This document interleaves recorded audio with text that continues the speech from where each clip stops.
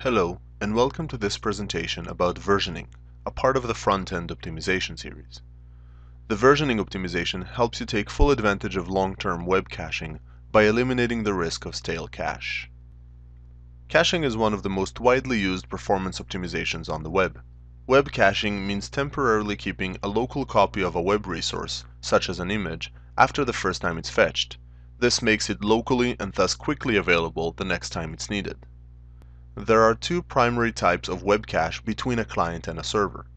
The browser cache keeps a copy on a user's machine, speeding up the next page that requires the file or the next visit of this user to the same page.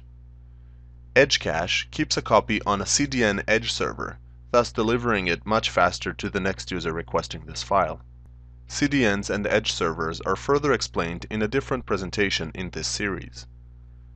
Note that servers sometimes cache resources themselves to save processing time.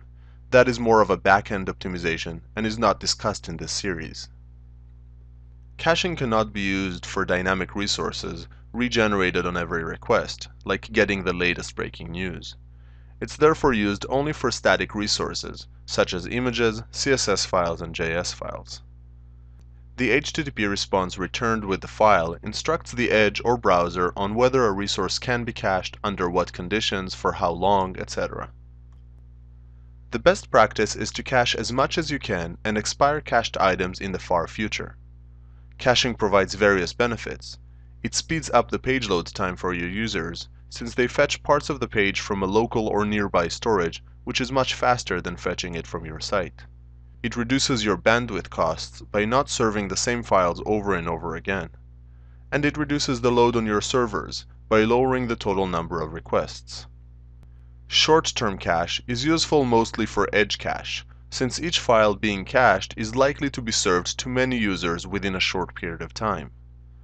As for browser cache, however, caching for a short duration serves primarily to optimize a single browsing session. Resources are cached long enough for the next pages the user visits, but when the user returns to the site the next day, the full page will need to be downloaded. To accelerate a user's return visit, you need to use long-term cache, which won't expire before this return visit's time. While this varies by site, studies show long-term cache can cut this return visitor's page load time in half and more, and reduce over 80% of their download. For most sites, return visitors account for most of their traffic, making these very valuable savings. So if long-term caching is so great, why doesn't everybody do it? The problem is stale cache, having an outdated copy left in a browser or edge cache after the original file has been changed. This problem is most obvious when deploying a new version of your website. A user browses the updated website, but doesn't download parts of it because it already has a copy in the cache. The cached copy is old and out of sync with the rest of the page, resulting in broken rendering or functionality. To mitigate this problem, website owners often avoid using cache altogether, or use a short-term cache, caching files for hours at most. When the website is updated, they still need to make the website unavailable or risk stale cache, but the problem is resolved within a few hours. This type of solution is highly problematic, as it can still lead to a broken site, albeit for less time, and gets in the way of the speed improvements and cost savings long-term cache provides. The way to avoid stale cache altogether while still benefiting from long-term cache is to assign every resource a unique name. Every time the file changes, the revised file needs to get a new name. This way, when the user browses a new version of the site, the web page includes different resources than the one used by the older version.